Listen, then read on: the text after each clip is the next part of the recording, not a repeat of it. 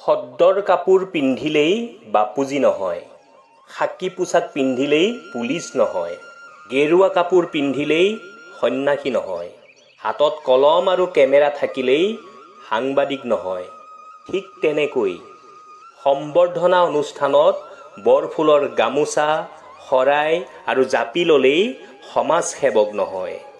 এইবোৰ হ'বলৈ হ'লে নৈতিকতা, মানৱীয়তা আৰু সমাজৰ প্ৰতি দায়বদ্ধতা থাকিব লাগিব। বৰ্তমানৰ মধ্যবিত্ত পৰিয়ালৰ ল'ৰা-ছোৱালী আৰু মানুহবোৰৰ এটা কমন কথা, মোবাইলৰ ৰিচাৰ্জ ভৰাব নোৱাৰিলেও আনৰ পৰা হটস্পট লৈ হ'লেও দিনটোত এবাৰ হ'লেও ফেচবুক, হোৱাটছএপ চলোৱা। নকন্দাকৈ দেখোন পিঁয়াজকেই কাটিব নোৱাৰি। এইটো জীৱন হয় বন্ধুসকল, কান্দিবতো লাগিবই। ভুল পাছৱৰ্ড এটাই মোবাইলৰ সাধাৰণ লকটোকে খুলিব নোৱাৰি। তেনেহ'লে তুমি কিয় ভুল কৰ্মৰে ভৱিষ্যতৰ দুৱাৰ খুলিম বুলি ভাবিছা? গতিকে সময় থাকোঁতেই ভুল পথৰ পৰা ওলাই অহা। মানসিকভাৱে ভাঙি পৰা, বাধ্যত পৰি সংসাৰ চলাই থকা, ল'ৰা-ছোৱালীৰ মুখলৈ চাই যমৰ যাতনা খাই থকা মানুহবোৰেই মনৰ সজীৱতা বিচাৰি ফেচবুকত বহু সময় কটায়। জানোচা কাৰোবাৰ পৰা অলপ হ'লেও মানসিক শান্তি পায়েই, অশান্তিৰ মলম হিচাপে। সুখত থাকিলে, টকা থাকিলে জীৱনত ভাল পোৱা মানুহৰ অভাৱ নাই। মানুহে ভাবে ভগৱান আছেনে নাই, কিন্তু কেতিয়াও এইটো নাভাবে মই মানুহ হ'ব পাৰিছোনে নাই।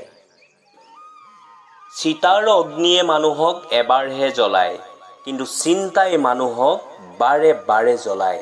সেয়ে চিন্তা কৰিবলৈ বাদ দিয়ক। তুমি দিয়া সকলো বস্তু বহুত যত্ন কৰি ৰাখি থৈছোঁ, মাথো তোমাকেই ৰাখিব নোৱাৰিলোঁ। বৰষুণ তেতিয়াই হয় যেতিয়া আকাশে মেঘৰ ওজন সহ্য কৰিব নোৱাৰে, আৰু কান্দোন তেতিয়াই ওলায় যেতিয়া হৃদয়ে কষ্টৰ ওজন সহ্য কৰিব নোৱাৰে। মানুহে গুহা এৰিলে, গছৰ ছাল পিন্ধিব এৰিলে, কেঁচা মাংস খাবলৈও এৰিলে, কিন্তু বেলেগৰ ভাল দেখি হিংসা কৰাটো আজিও এৰিব নোৱাৰিলে। জীৱনত এটা কথা সদায় মনত ৰাখিবা, বন্ধুত্ব সকলোৱে লগত কৰিবা, কিন্তু ভৰসা কেৱল নিজৰ ওপৰতহে ৰাখিবা। জীৱনত নিজৰ পথ সদায় তুমি নিজেই বাছি ল'বা, কাৰণ তোমাতকৈ বেছি আৰু তোমাক কোনেও বুজি পাব নোৱাৰে। কাৰোবাৰ পৰা কিবা সহায় পাম বুলি কেতিয়াও আশা নকৰিবা, কাৰণ সহায়, ভৰসা এইবোৰে আমাক কেৱল দুখহে দিয়ে। জীৱনৰ লক্ষ্য যিহেতু তোমাৰ, গতিকে ইয়াৰ কাৰণে কষ্টও তুমি নিজেই কৰিব লাগিব। আনে কষ্ট কৰিবলৈ নাহে তোমাৰ লক্ষ্য পাবলৈ। এইখন পৃথিৱীয়ে কেৱল উদয় হোৱা সূৰ্যটোকহে সেৱা জনায়। তোমাৰ কঠোৰ পৰিশ্ৰম আৰু সংঘৰ্ষক কোনেও গুৰুত্ব নিদিয়ে। এইখন পৃথিৱীৰ চবতকৈ কম দামী বস্তুটো হৈছে উপদেশ। এজনৰ পৰা বিচাৰিলে হাজাৰজনে দিবলৈ আহে। আকৌ চবতকৈ দামী বস্তুটো হৈছে সহায়।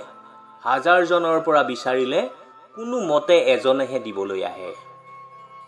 এটা তিতা সত্য কথা, আপুনি লাগিলে যিমানেই আনৰ কাৰণে ভাল কাম নকৰক কিয়, আপুনি যিমানেই দয়ালু নহওক কিয়, এইখন পৃথিৱীয়ে আপোনাৰ এটা ভুলৰ বাবেই অপেক্ষা কৰি থাকে।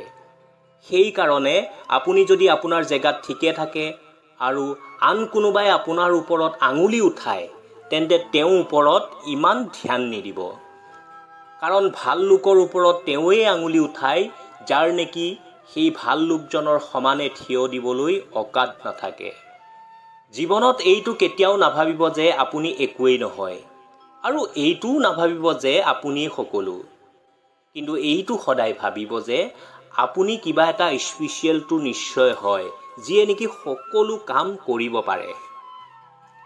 হাঁহিবলৈ শিকি লোৱা, কাৰণ তোমাক কন্দুওৱা মানুহৰ অভাৱ নাই এই পৃথিৱীত।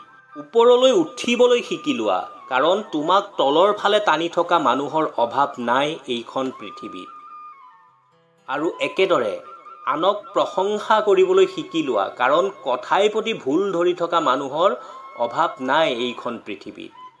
এই সৰু জীৱনটোৱে এটা ডাঙৰ শিক্ষা দিলে যে বন্ধুত্ব আমি সকলোৱে লগত ৰাখিব লাগে, কিন্তু ভৰসা কেৱল নিজকহে কৰিব লাগে। কাৰণ কোন কিমান আপোন আমাৰ এয়া কেৱল সময়েহে কৈ পেলায়। যেতিয়া মানুহে আপোনাক সোধে যে আপুনি কি কৰে, প্ৰকৃততে তেওঁ এয়া মাথো অনুমানহে লগায় যে আপোনাক কিমান সন্মান দিয়া যায়। বন্ধুসকল, যদি হাজাৰ চেষ্টাৰ পিছতো আপুনি বিচৰা বস্তুটো, আপুনি ভাল পোৱা বস্তুটো আপুনি জীৱনত পাব নোৱাৰিলে, তেন্তে চিন্তা নকৰিব, কাৰণ ভগৱানে আপুনি ভাল পোৱা বস্তুটো আপোনাক নিদিয়ে। ভগৱানে আপোনাক সেইটোহে দিব যিটো বস্তু আপোনাৰ বাবে ভাল হয়। তৎক্ষণাৎ পোৱা বস্তুবিলাক বেছি দিনলৈ নাথাকে, আৰু যিবিলাক বস্তু বেছি দিনলৈ থাকে সেইবিলাক বস্তু তৎক্ষণাৎ পোৱা নাযায়। বাৰে বাৰে হৈ থকা অসফলতা দেখি কেতিয়াও হতাশ নহ'ব, কাৰণ কেতিয়াবা চাবি কোচাৰ শেষৰ চাবিটোৰ দ্বাৰাও তলাটো খোলা যায়। এয়া চিন্তা আমাৰ মানুহৰ যে এজনে অকলে কি কৰিব পাৰোঁ, কিন্তু এবাৰ সেই সূৰ্যটোলৈ চোৱা, অকলেই জিলিকি আছে। এটা কথা সদায় মনত ৰাখিব, সকলো সময়তে নিজকে গোপন কৰি ৰাখিব।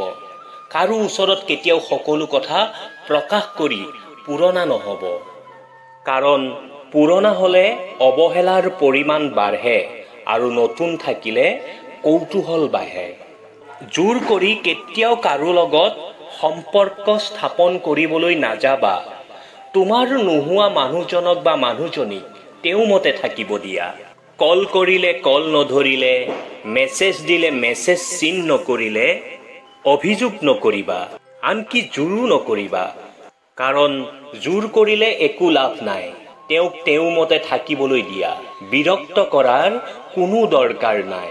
তুমি তোমাৰ মতে থাকা, মনে মনে চাই থকা তেওঁক তোমাৰ দৰকাৰ হয় নে নহয়।